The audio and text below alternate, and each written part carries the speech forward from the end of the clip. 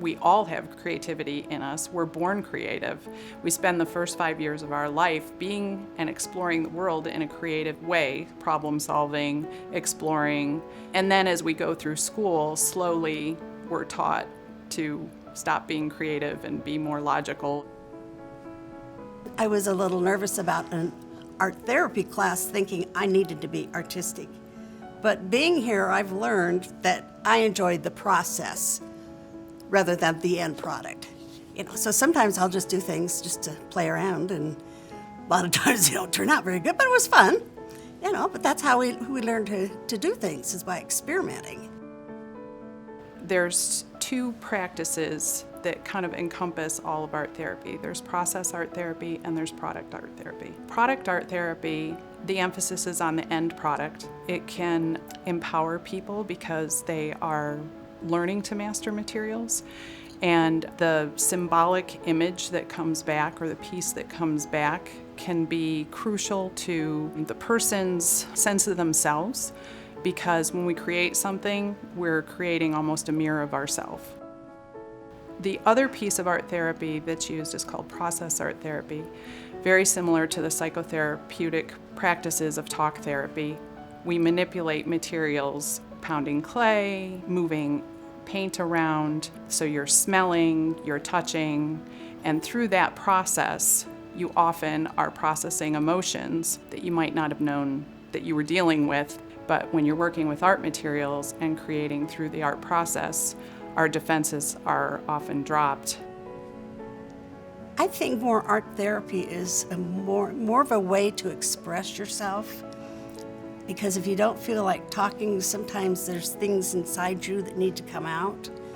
And by doing different things, such as when we're upset, if Nancy's explained to us, if we have a circle, and then we can tear out pages in the magazine in this circle, and by doing that, we get a lot of energy, and that works. So if there's, you come into the class, and there's always something that can help you, work through some of the stuff that we have inside us.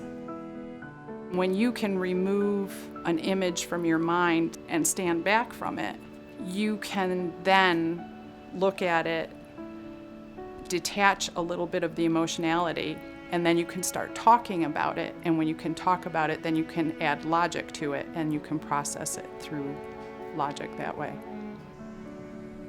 Through studies, it's been verified a very therapeutic choice for PTSD. It's been studied to reduce anxiety in cancer settings as well as any setting. It's effective for depression, and it's fun.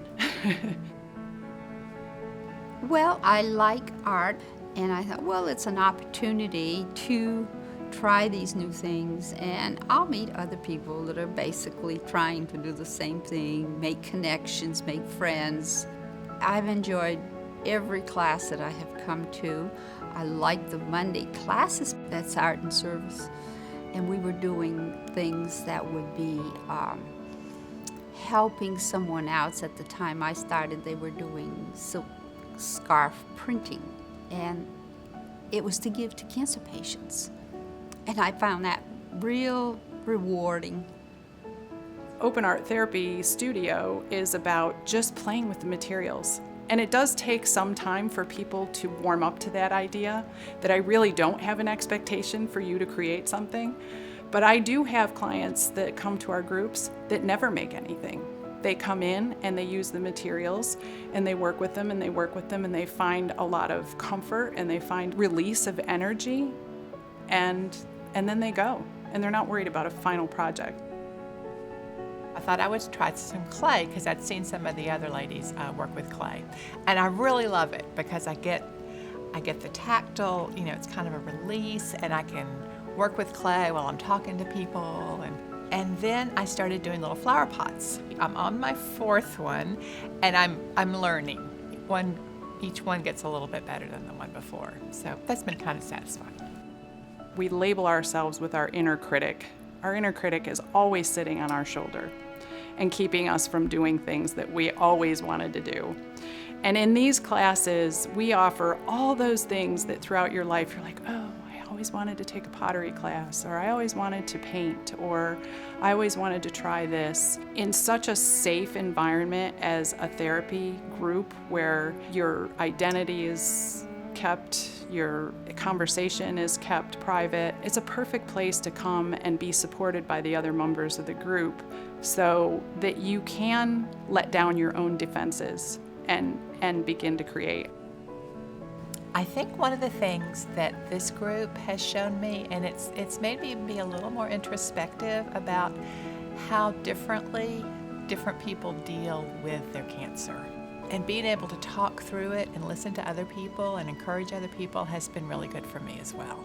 I keep coming back, I guess, because I enjoy the socialization with the other group, enjoying the camaraderie. And because most of us have all been through the same thing.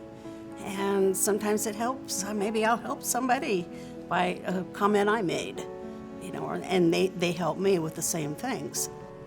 You might find a whole new avenue for yourself to be creative